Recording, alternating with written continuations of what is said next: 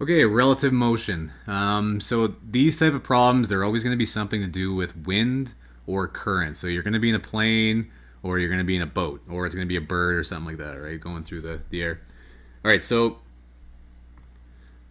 what we have to do now is add the current to the velocity of whatever we're talking about. So let's just go ahead and do example number 2 here. It says a bird flies at 50 kilometers an hour in an area where wind of 40 kilometers an hour is blowing east. What is the resultant velocity of the bird when it flies east, west, and north? All right, so we got to get some terminology kind of under our belt here, though. So this says the terminology for vectors, and it says BVA.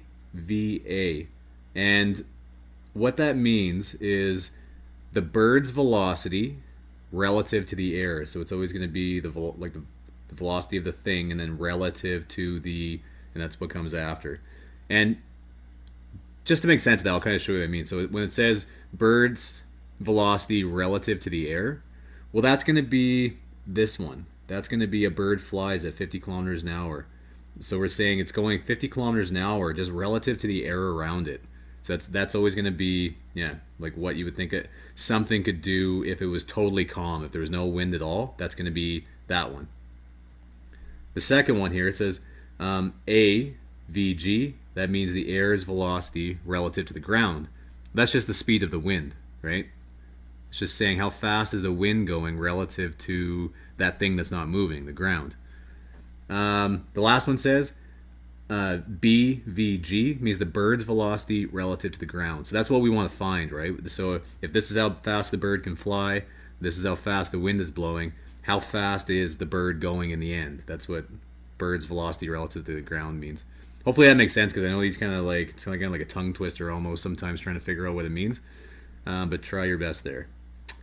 So it says when the bird's velocity relative to the air is added to the air's velocity relative to the ground, the resultant velocity is the bird's velocity relative to the ground. So kind of like what I just set up there, right?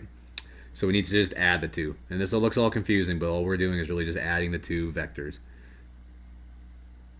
So we've got the bird flying east, so it's going to be positive. Sorry, the bird flies east with a 40-kilometer east wind. So that means step number 1 here is we've just got them going in the same direction. So we're just going to add them. We've got positive 50 plus positive 40. So the bird will be going relative to the ground 90 kilometers an hour. And we got a positive number, so it's going to be east. The bird flying west. So now it's flying into the wind. Now this is the bird's vector, the bird speed. The wind is going that way. So really we need to end up subtracting them, right? So now I've just got 50 kilometers an hour west plus 40 kilometers an hour east. Well, west was negative, so in the end I had negative 50 plus 40, I had negative 10 kilometers an hour, which means it's west. The bird flying north when a 40 kilometer an hour east wind is blowing. Now we got to do trigonometry, right? So we've got the bird going north, that's this vector, and then the wind still blowing the same direction. So we need to use our trig identity to figure out what the angle was. It ends up being east of north because the angle is like coming from the north, remember?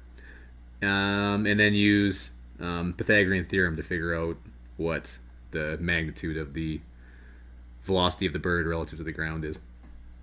And then you write your answer out that really long way like that. All right. All right, so here's a pretty standard question that you're going to get to. So it says a plane flies north at 300 kilometers an hour, but the wind is blowing at west 70 kilometers an hour. So it's blowing toward the west there. So you make your triangle again. We're going to figure out our angle using trig identities like we did in the last lesson. We're going to use Pythagorean theorem to figure out the magnitude. And that's it, pretty much the same as we just did above. Now, this part's a little bit different though. So it says the wind is the direction causing the plane to go off course. This is part B. So how far off course will the plane be after 3 hours? One thing to recognize here is that all of this relative motion stuff that we're doing is only going to use one formula. It's going to be V is equal to D over T. And just think for a second why that's the only formula. Well, that formula is the only one that deals with constant velocity. The rest of them that we've done so far have all been dealing with accelerated motion. We're talking about like a plane flying at a constant speed, a wind going at a constant speed. So that's the only one we have to deal with in these type of questions. Okay, so we rearrange that formula. We get d is equal to v times t. And then we've just got 70 kilometers an hour west. So that would be negative if you're putting in your calculator. Times 3 hours. And we get 210 kilometers an hour. It'd be negative for an answer, which means west. Now these ones kind of play with kids' heads sometimes. So I'll just walk you through it. So it says city A is 600 kilometers an hour, or kilometers. Let me try one more time. City A is 600 kilometers south of city B. So if this was B, this would be A down there. An airplane which can fly at 200 kilometers an hour relative to the ground, or relative to the air, sorry, must fly from city B to city A. A west wind of 90 kilometers an hour is blowing. So when it says 200 kilometers an hour relative to the air, that just means that's how fast the plane can go, and this is the speed of the wind. All right. What's the required heading? So you need to be able to draw your triangle out properly here. Before, what we had was that, the other situations was, we had the plane going straight north and then the wind going straight, like, they're going that way. Now what's going to happen, though, is that I know that I need to point my plane in a certain direction. So that's this arrow.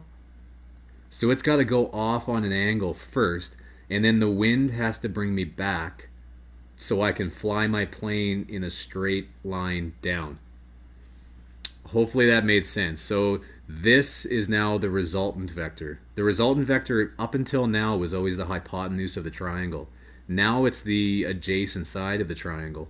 So that's going to be a little bit different. Your hypotenuse is actually your plane relative to the air. So that's this one, right? So practice making those triangles, because I know everybody gets that a little bit funny when they're trying to add those together. Okay, but then once you get to this point, once you've drawn it, it's pretty much the same thing. So you've got a right angle triangle. You got to figure out what this angle is.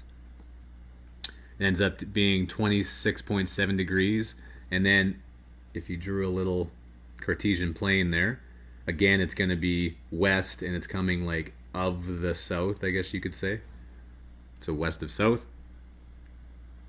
And then we got to use Pythagorean theorem to figure out how fast the plane will actually be going in the end. So that's this velocity, right? So now we need to point our plane in that direction, but the plane actually goes in this direction. That's what's happening here. And we just figured out the speed that it's going to be going in that direction. And we wanted it to go straight south, so it's going straight south. And the plane travels, or sorry, what was C? How long is the plane, or is the flight from city B to city A? So now we only know one formula. So you just need to rearrange for T, figure out your distance. It's 600 kilometers away, and we know that the speed is 178.6 kilometers an hour. So the time is 3.36 hours. So example 5, this is the classic riverboat problem. This one's not a boat, there's a girl swimming across, but pretty classic. We are actually going to do in the practice problems one pretty similar to it. Oh, actually, no we won't. I'll go through this one. So it says a girl standing on the west side of a river that flows from north to south at 1.5 kilometers an hour wishes to swim straight across from point A to point B on the diagram. She can swim at 3 kilometers an hour in still water. All right. Okay, so getting our info here. She's on the west side of the river. She wants to go this way. And the river flows from north to south, so it's going down, right, at 1.5 kilometers an hour. This is one that kind of confuses people. She can swim at 3 kilometers an hour in still water. So that's going to be what she could swim at, right? So that's going to be the one I need to point, or she needs to point herself up the river, and then that's going to be her speed right there. So that's the velocity of the girl going that way, and then velocity of the river going down, And then hopefully, well, it should be with proper math, she's going to go straight across the river if she points herself on an angle like that. So we're going to do the same thing. So now we're going to use our trig identities, this time sine, to figure out your angle. So 30 degrees, and it's going to be north, and it's of the east. So north of east. Figure out your speed that she's actually going, or the velocity that she's actually going. That's 2.6 that she ends up going across the river. And then last thing, the time required. It's going to be the length of the river, or the width of the river, I should say. And then the velocity that we just figured out. That ends up being 0.096 hours. You can convert that to 5.76 minutes. Okay, so I'm going to end that video there, and I'll see you guys in the practice problems.